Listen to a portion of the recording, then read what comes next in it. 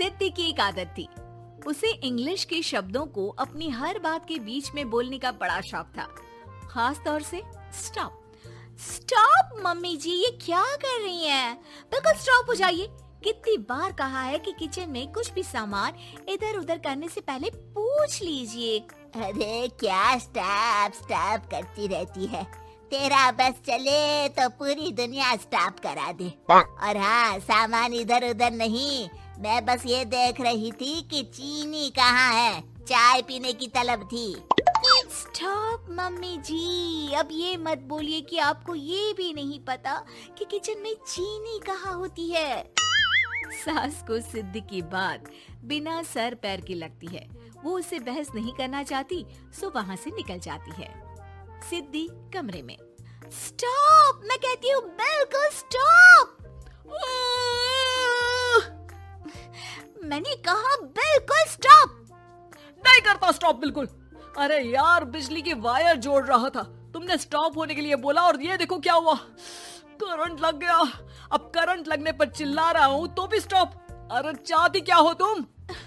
Stop, मैं क्या चाहती हूँ? अरे अब कैसे स्टॉप हो जाऊं? मेरा मतलब है स्टॉप स्टॉप। सिद्धि फिर चली जाती है सब्जी वाले के पास। भैया, वो बैंगन किलो और आलू 5 किलो। Stop stop. काफी देर होने के बाद भी सिद्धि को उसका सामान नहीं मिलता। क्या है भैया, कब से बोल रही हूँ, आलू 5 किलो, बैंगन 2 किलो, फिर दे क्यों नहीं दे रहे हो? भैया स्टॉप। बहन जी, मैं तो 2 मिनट में तोल दूं, लेकिन आप ही तो बोल रही हैं स्टॉप। अब इतनी तो अंग्रेजी हम भी जानते हैं ना कि स्टॉप का मतलब होता है कि रुक जाओ, तो रुक गए भाई। अरे यार, क्या लोग हैं। स्टॉप। अरे तोलो तोलो चलो। किसी तरह सामान लेकर सिद्धि घर आती है, जहाँ वो देखती है कि ढेर सारे मेहमान बैठे होते हैं। सिद्धि आते ही जोर से चिल्लाती है, स्टॉप! आप यहाँ सब कैसे? अरे अब कैसे स्टॉप हो जावे बहू, जितना आना था आ गए हम। हाँ बैठिए ना। सासू माँ, आप बात करिए, मैं चाय बनाकर ला रही हूँ। सभी बात करने में लग जाते हैं कि तभी सिद्धि किचन से निकल कर आ जाती है। Stop stop. अरे क्या खाएंगे आप लोग? पकौड़ी बना दूं या चीला, या फिर इडली बना दूं? अरे जो मर्जी बना दो, बस ले आओ जल्दी से बहू, इन लोगों को निकलना है, कोई जरूरी बात करने आए हैं। अच्छा स्टॉप। सिद्धि स्टॉप वाला अपना तकिया कलाम बोलकर निकल जाती है, लेकिन थोड़ी देर बाद जब वो कमरे में चाय नाश्ते के साथ आती है तो जरूरी बात हो गई आप लोगों की, या मेरे डर से शांत हो गए कि चुप हो जाओ, सिद्धि आ गई है। बोलिए ना। बस जैसे ही सिद्धि ने कहा बोलिए ना, घर में चकर पकर की आवाज गूंजने लगती है। अरे तुम स्टॉप क्या बोल कर गई, सभी शांत हो गए, अब बात शुरू करेंगे। हाँ भाई बहू, तुम वो स्टॉप बोल कर गई तो हम लोगों को लगा कि शायद तुम भी सुनना चाहती हो कि हम लोग क्या बात कर रहे हैं। फिर जो मेहमानों की बात शुरू होती है वो घंटों बीत जाते हैं, चलती ही रहती है। अरे तेरे स्टॉप के चक्कर में दोपहर हो गई, अब जाकर सबके लिए जा खाना बना कर लिया। तभी स्टॉप नहीं बोला होता तो अब तक बात खत्म हो चुकी होती। बेचारी सिद्धि करती भी क्या, खुद के स्टॉप बोलने की आदत से खुद ही परेशानी मोल लेती है। आप लोग खाना खाकर जाइए, हाँ मैं जा रही हूँ बनाने।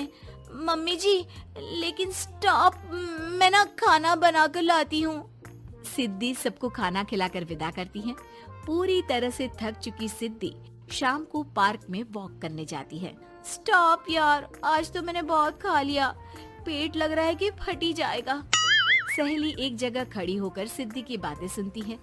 सिद्धि उसे दिन भर की सारी बातें कहती है। स्टॉप यार स्टॉप, चल मैं घर जा रही हूँ।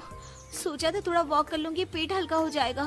सारा दिन काम कर करके थक भी गई थी, लेकिन यार तेरे कारण बस खड़ी ही रह गई। वैसे तो पार्क करने क्या आई थी? और यार बड़ी अजीब लड़की है, मैंने कितनी बार बोला कि मैं वॉक पर आई थी, लेकिन तू स्टॉप स्टॉप बोलकर रोक लेती थी मुझे। यार प्लीज अब तू जा, मैं वॉक करके ही घर जाऊंगी। ओ यार, वो स्टॉप तो मेरा तकिया कलाम है। घर के सभी लोग सिद्धि के स्टॉप से परेशान थे। वे कभी उसके बोलने पर स्टॉप हो जाते तो मुसीबत आ जाती, कभी नहीं होते तो भी मुसीबत आ जाती। अरे मैं तो इस बहू के तकिया कलाम से परेशान हो गई हूँ। अरे कोई तो उसकी ये आदत हटाए। देखो माँ, ये जो आदत होती है ना, जब तक खुद की जान पर न बन जाए आदत छूटती नहीं। अरे उसकी जान पर बना है, उससे हमें क्या। हम लोगों के लिए तो ये परेशानी का कारण बनती ही जा रही है। उधर सिद्धि खुद सोचती है, अरे यार, पहले बाजार से देर, फिर दिन का सारा खाना, और फिर पार्क में मैं टहल भी नहीं पाई। क्या करूं? इस तकिया कलाम के कारण मैं खुद ही परेशानी झेल लेती हूँ। एक काम करती हूँ, आज से सोच समझकर बोला करूंगी। बहू स्कूटी उठाती है और निकल जाती है, लेकिन जैसे ही वो बीच चौक पर पहुंचती है, स्कूटी फिसल जाती है और वो नीचे गिर जाती है। हाय रे, कोई तो बचाओ, किसने टक्कर मार दी मुझे? कितना दर्द हो रहा है, कोई तो डॉक्टर के पास लेकर चलो। स्टॉप। बस जैसे ही बहू स्टॉप बोलती है, सारे वहीं रुक जाते हैं। बड़ी घमंडी औरत है, एक तो हम बचा रहे हैं, ऊपर से देखो स्टॉप बोल रही है। स्टॉप, कोई नहीं है क्या इस पूरे शहर में? बहू अपने तकिया कलाम की रट लगा कर रखती है। स्टॉप, कोई है? कोई स्टॉप? लोग उसकी मदद के लिए आगे तो आते हैं, लेकिन जैसे ही उसका तकिया कलाम सुनते हैं, वहाँ से निकल जाते हैं। तभी कहीं से उसका पति लौट रहा था। वो बीवी को रास्ते में पड़ा देख हैरान रह जाता है। अरे तुम यहाँ, कितनी चोट लगी है तुम्हें? पति आसपास खड़े लोगों पर गुस्सा हो जाता है। आप लोगों को दिखाई नहीं दे रहा कि मेरी बीवी को चोट लगी है? कोई भी नहीं है जो उसे उठाकर बिठा सके? अरे भाई साहब, कोई क्या मदद करे इस महिला की। और इतनी घमंडी है, जब भी इन्हें उठाने की कोशिश करो, स्टॉप स्टॉप बोल देती है। स्टॉप, ये क्या बोल रहे हैं आप लोग? मैं पिछले आधे घंटे से दर्द सह रही हूँ। स्टॉप। पति समझ जाता है कि मामला क्या है। वो सर पर हाथ रख लेता है, लेकिन जल्दी ही बीवी को डॉक्टर के पास ले जाता है। ओह, इन्हें तो बहुत ज्यादा चोट लगी है। आप लोगों ने इन्हें लाने में कुछ ज्यादा ही देर कर दी है। रुकिए, मैं चेक करता हूँ। डॉक्टर जैसे ही बहू के पास पहुँचता है। हाँ तो मैम, कहाँ चोट लगी है आपको? यहाँ। स्टॉप। डॉक्टर देखते देखते अचानक रुक जाता है। अब भी स्टॉप? अरे नहीं नहीं डॉक्टर साहब, अब तो सपने में भी स्टॉप नहीं बोलूंगी।